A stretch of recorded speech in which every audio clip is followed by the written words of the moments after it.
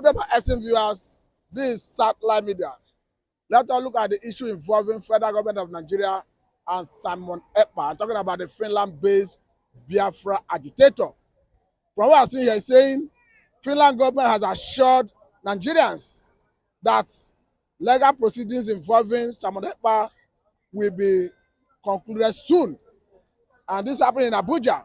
He said Finland Minister of Foreign Affairs Elina Valtonen gave this assurance during a media briefing in Abuja on Tuesday.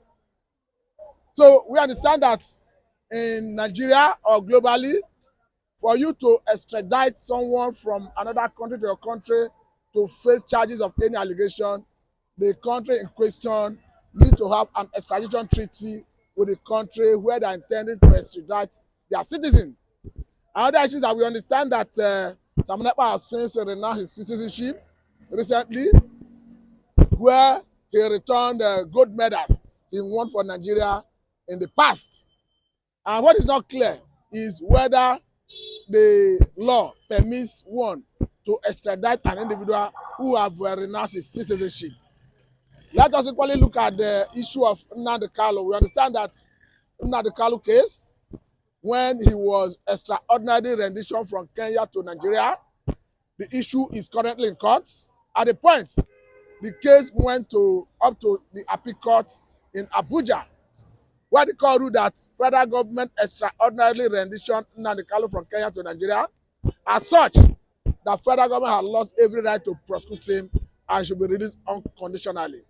Federal government didn't release him, rather they went on appeal. There is no record that federal government actually applied for stay of execution of that judgment, or there was a judgment that gave the federal government the right to stay execution of that judgment. But we understand that Nnamdi Kanu is now released, and currently there are moves to see whether they could secure his release through political means. Let us go back to the issue of extraditing someone from another country to Nigeria. We understand that currently it's not on record that Finland enjoys extradition treaty with Nigeria, but I don't think that is to say, I don't think it will deter Nigerian government in perhaps initiating any process to see whether they could extradite anyone from Finland if the need arise. But let me quickly say that as it stands, before you extradite any individual from any country to your country, there is always a judicial process. That judicial process is a process where the person that needed to be extradited will have to appear in the court where they need to extradite him to defend himself. Perhaps whether he's not interested in going to that country to face charges as levied against him, he need to give reasons. But I think Nigerian government have a Herculean task here, because we understand that there are so many areas, so many times where Nigerian government will be accused of not obeying the rule of law.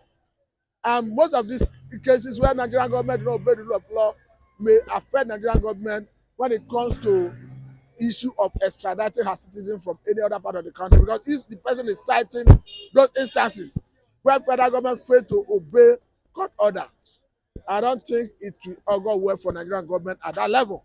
We understand that in the past, someone like Sambo Dasuki under Muhammadu Buhari's government secured a judgment in the court, and federal government, for reason best known to them, refused to allow him enjoy that bail.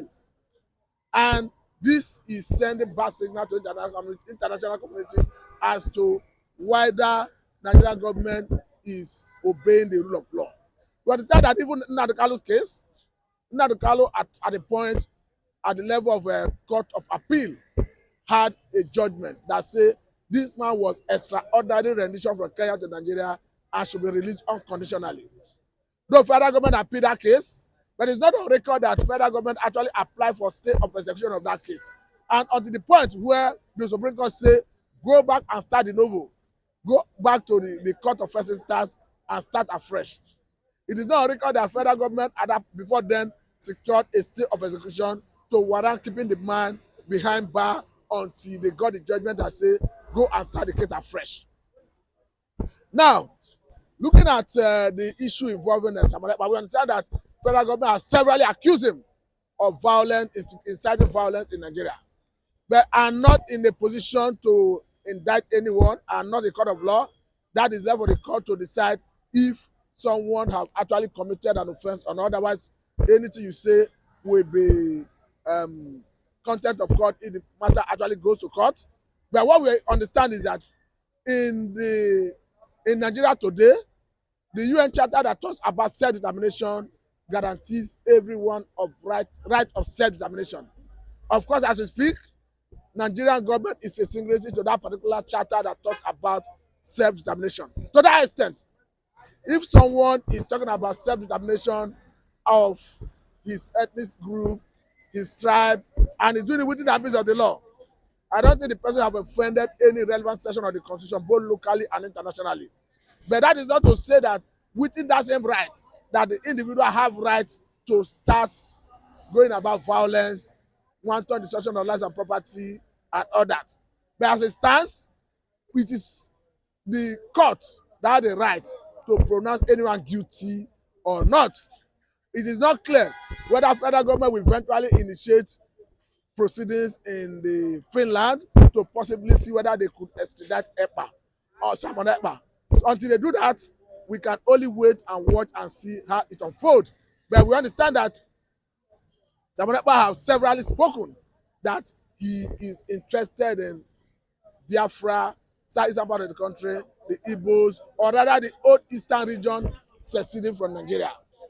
To the extent that if it's not within the ambit of the law, it's not a crime, I do not have the information or rather the intelligence to indict anyone, whether someone is involved in violence or not. The information at the disposal of federal government, I may not have it, I may not be privy to some level of classified information, but what I'm saying in essence is federal government should at this point address the root cause of agitation. When I mean addressing the root cause of agitation, I'm talking about those the religious imbalance that exists in Nigeria. Those things that gave rise to Biafra war in the first place should be addressed. We are talking about a situation where in Nigeria, currently we are a country run by democracy, and Nigerian democracy, the presidency is not rotational. We understand that since the inception of this democracy in 1999 to date, the Yorubas have ruled for 8 years under the government of Olusegun Obasanjo. That from 1999 to 2003, I mean 2007, before Yar'Adua took over. And currently, we have a Tinubu who is from the southwestern part of the country, who is the president. Before Tinubu came in, we have a Yar'Adua who is from the north, who ruled for 2 years before Jonathan came in and ruled for 6 years. We equally have a Buhari from the northern part of the country who have ruled for 8 years. So if you now say 8 plus 8, yes, 8 plus 2 that Yar'Adua ruled, we are talking about 10 years. The Southwest have ruled for 8 years, and you have another Southwesterner currently in the saddle.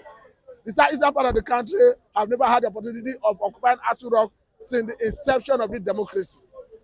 So I'm of the view that if you are to address this imbalance, it is right time you allow an Igbo man access Aso Rock as the president of the Federal Republic of Nigeria.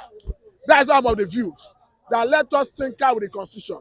Let us amend the constitution to the extent of having rotational presidency entrenched in our constitution.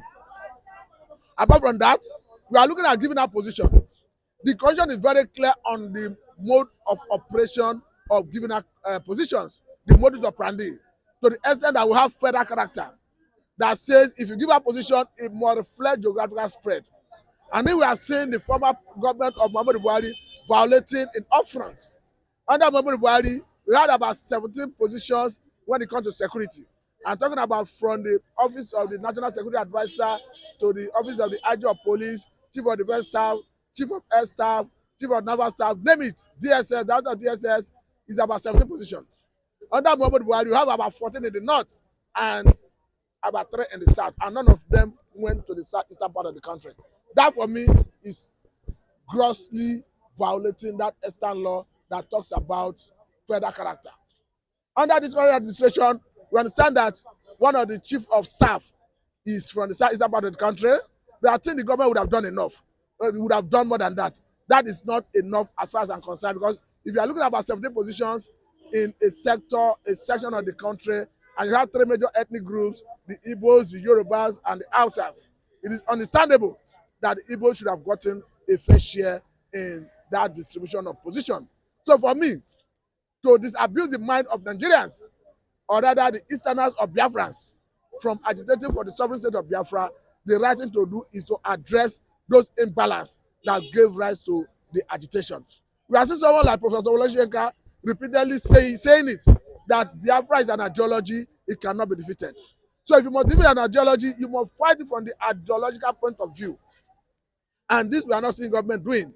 In the same vein, I think that is why we are not seeing the issue of banditry, the issue of kidnapping, the issue of Boko Haram, terrorism, not stopping in the north, because they are ideologically based. And the government perhaps is not addressing from that point of ideology. So for me, I think the government need to go back to the drawing board and address those issues that gave rise to agitation, not necessarily arresting everybody that rise up and talk of sovereign state of Biafra. You can continue to arrest, and each time you arrest and prosecute, there's every room for other people to come up and raise the same issue if the fundamental issues are not addressed. And the fundamental issue is the ideological point of view, the ideology that's behind it. It should be addressed. Those issues that gave rise to the agitation should be addressed if we must see a stop in agitation for the sovereign state of Biafra. Thank you very much. This is Satellite Media, and I'm Mr. Max.